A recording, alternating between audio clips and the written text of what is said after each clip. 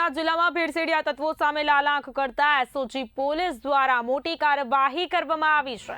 તાલાલા તાલુકાના હડમતિયા ગામે પોલીસે ખાદ્ય વિભાગને સાથે રાખી દરોડો પાડી હજારો લીટર શંકાસ્પદ કેરીનો રસ જપ્ત કર્યો છે। પોલીસ અને ખાદ્ય વિભાગની સંયુક્ત તપાસમાં અંદાજિત 16,000 લીટર જેટલો શંકાસ્પદ કેરીનો પલ્પ મળી આવ્યો। પ્રાથમિક તપાસમાં જાણવા મળ્યું છે કે આ જથ્થો આશરે 2 વર્ષ જૂનો હોઈ શકે।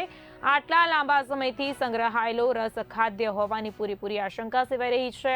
આટલો મોટો જથ્થો પકડાતા સમગ્ર પંથકમાં ચકચાર। ફૂડ વિભાગ દ્વારા સ્થળ પરથી કેરીના પલ્પના નમૂના લેવામાં આવ્યા છે, જેને લેબોરેટરી પરીક્ષણ માટે મોકલવામાં આવશે। રિપોર્ટ આવ્યા બાદ આ મામલે કાયદેસરની કાર્યવાહી તેજ કરાશે।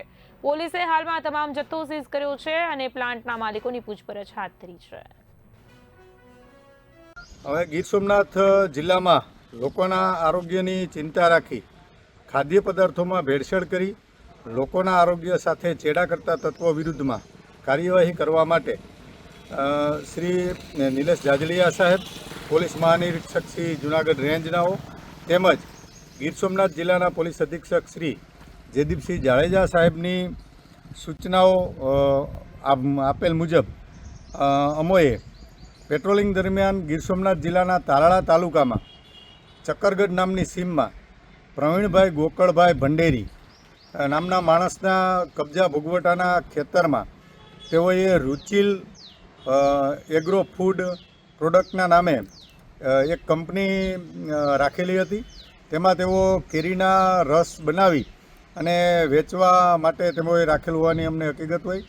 જે કંપની એકચ્યુઅલમાં 2 વર્ષથી બંધ હાલતમાં છે, તેમજ તેઓએ 2 વર્ષ જૂનો પડતર કેરીના રસનો મોટો જથ્થો તેઓએ તાજેતરમાં જે લગ્નની સિઝન આવે છે તેમજ આ તહેવારોની સિઝનમાં આમ જનતામાં વેચવા માટે તેઓએ આવો પડતર અને ભેળસેળયુક્ત અખાદ્ય કેરીના રસનો મોટો જથ્થો રાખેલ હોય। જે આધારે અમને હકીકત મળેલ, જેથી અમે એસઓજીની ટીમ સાથે તેમજ food safety officer Shri Gir Somnath નાઓને સાથે રાખી અમે રેડ કરેલી।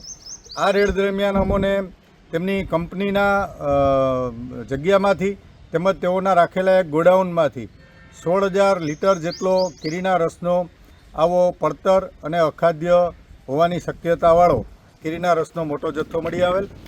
જે કેરીના રસનો જથ્થો અમે જે તે જગ્યાએ હાલ પૂરતો સીઝ કરેલ છે, તેમજ આ કેરીના રસના જથ્થાને સેન્ટ્રલ ફૂડ સેફ્ટી ઓફિસર પાસે પરીક્ષણ કરાવવા સારું અમે રાખેલો છે।